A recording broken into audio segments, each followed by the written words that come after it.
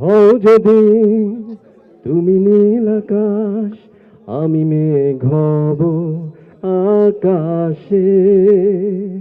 হও যদি ওই হিমালয়, আমি হা হা হে। হও যদি ওই হিমালয়, তোমাকে করব আমি জয়।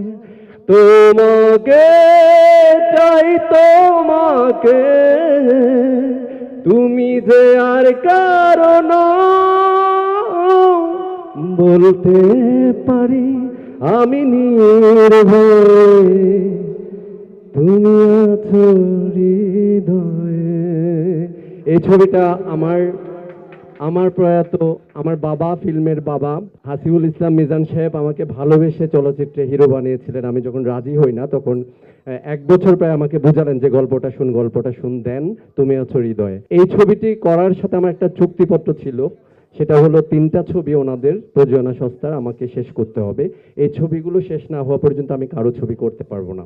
এটা আমি অনেকবার বলেছি, তারপর আজকে জানতে চেয়েছেন, এজন্য বললাম। দেন আমার 3-4 বছর আসলে ওই 3টা ছবির পেছনে এবং আমার বাবার যে আমার প্রতি যে চাওয়া, আমার প্রতি যে কমিটমেন্ট, সেটা রক্ষা করতে গিয়ে আমি আসলে 3-4 বছর কাজ করিনি।